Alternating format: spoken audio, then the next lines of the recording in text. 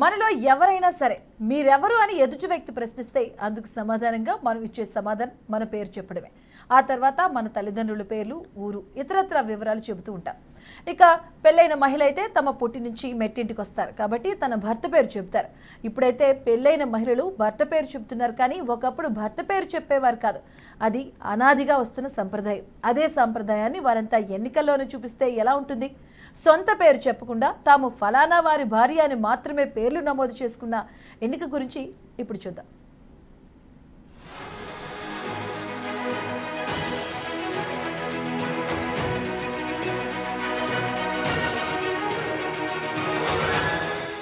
భారతదేశంలో మొట్టమొదటిసారి 1951-52లో జరిగిన లోక్సభ ఎన్నికల్లో ఎన్నికల కమిషన్కు చిత్రమైన సమస్య ఎదురైంది.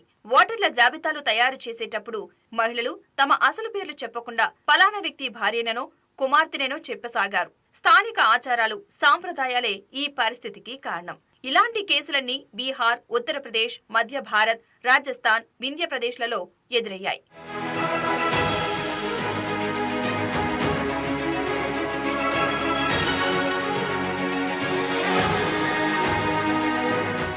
అప్పట్లో దేశంలోని మహిళా ఓటర్ల సంఖ్య 8 కోట్లు కాగా వారిలో 28 లక్షల మంది సొంత పేర్లు చెప్పకుండా భర్తలు, తండ్రుల పేర్లు చెప్పడంతో వారి పేర్లను ఓటరు జాబితాల నుంచి తొలగించారు. దానికి ముందు సొంత పేర్లు చెప్పడానికి మహిళా ఓటర్లకు నెల రోజుల వ్యవధి ఇచ్చారు.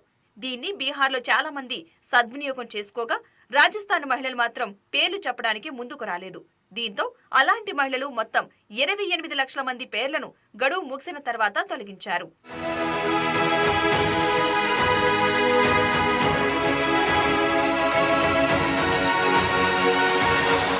పితృస్వామ్య సమాజం నీడ నుంచి స్త్రీలను విముక్తం చేయడానికి ఎన్నికల కమిషన్ ప్రాధాన్యత ఇవ్వడం వల్లనే మహిళా ఓటర్లు సొంత పేర్లు చెప్పాలని పట్టుబట్టింది.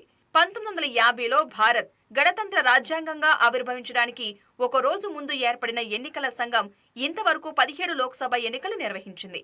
మొదటిసారి ఎన్నికలు నిర్వహించేటప్పుడు భౌగోళిక, జనవర్గ పరంగా పలు సవాళ్లను ఎదుర్కొంది. అప్పట్లో అత్యధిక జనాభా నిరక్షరాస్యులు కావడం పెద్ద సమస్య.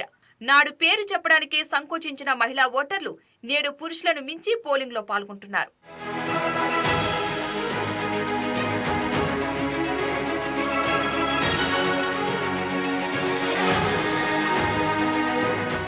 పంతొమ్మిది 1951-52 లోక్సభ ఎన్నికల్లో జమ్మూ కాశ్మీర్ మినహా యావత్ దేశంలో 17.3 కోట్ల మంది ఓటర్లు ఉండగా వారిలో 45% మంది మహిళా ఓటర్లే.